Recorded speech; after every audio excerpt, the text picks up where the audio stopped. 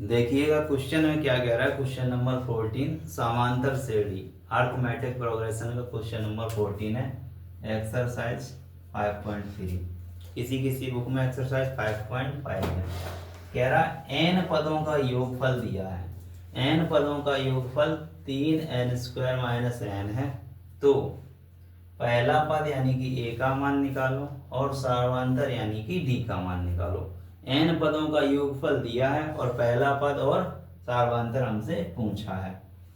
तो यहाँ पर हम लोग अगर n बराबर 1 रखें, कितना रखें, तो ये एक पद का योगफल हो जाएगा। n बराबर 2 रखें तो ये दो पदों का योगफल हो जाएगा। और n बराबर 3 रखें तो ये 3 पदों का योगफल हो जाएगा। तो n बराबर हम लोग क्या रख रहे हैं, 1। n बराबर 1 2 3 रख रहे हैं ना। n बराबर 1 रखेंगे तो s1 हो जाएगा ये, यानी कि पहले पद का एक ही पद का योगफल है ना।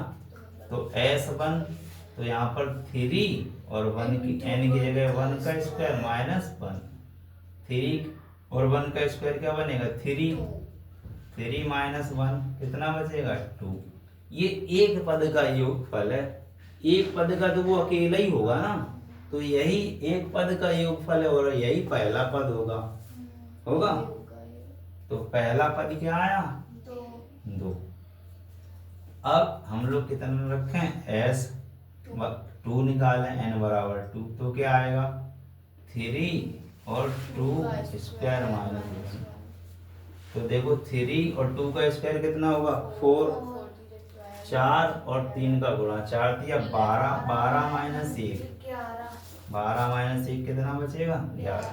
तो दो पदों का योगफल कितना आया। अब खुद ही समझो, दो पदों का योगफल 11 है और उसमें से अगर पहला पद निकाल दो तो दूसरा ही तो बचेगा। ठीक है, तो देखो s3 निकालो, n बराबर क्या रखो 3, तो 3 और 3 का स्क्वायर -1, 3 का स्क्वायर 9 और 9 दिया 27, 27 माइनस, अच्छा यहाँ गड़बड़ हो रहा है, यहाँ पे 1 रखना था, यहाँ कितना रखना था 2, तो ये कितना आएगा 10, 12 - 2 10, यहाँ गड़बड़ हुआ। देखो यहाँ कितना रखना है 3 रखना है, देखा करो सब लोग है ना। तो n बराबर यहाँ 3 रखा तो यहाँ भी तो n है, यहाँ कितना आएगा 3 आएगा। तो 27 माइनस कितना होगा 3, कितना बचेगा 24, कितना बचेगा। फिर से चेक करो, n बराबर 1 रखा तो 3 - 1 2 आया। n बराबर 2 रखेंगे तो 4 दिया 12 - 2 10 आया। n बराबर 3 रखे 9 दिया 27, 27 - 3 कितना आया 24 आया।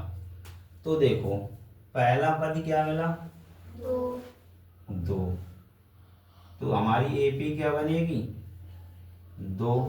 दूसरा पद क्या बनेगा, दो पदों का योगफल 10 है और पहला पद घटा दो तो दूसरा पद मिलेगा, यानी कि 10 - 2 ये होगा दूसरा पद।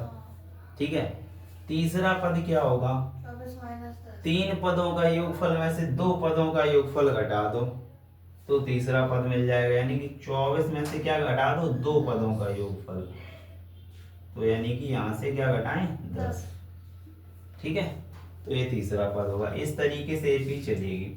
तो देखो सही से लिखो 2 और ये कितना बचा 8 और ये कितना बचेगा 14। तो यहाँ पर हम लोग चेक करेंगे क्या एपी है, 8 में से 2 घटाओ 6, 14 में से 8 घटाए 6, तो डी का मान सेम आ रहा है 6 6।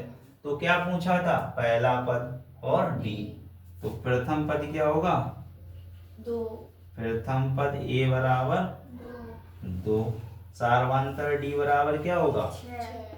तो 8 - 2 करो या फिर 14 - 8 करो तो कितना आएगा 6। तो आंसर में क्या लिख देंगे, प्रथम पद 2 है तथा सार्वधातर 6 है।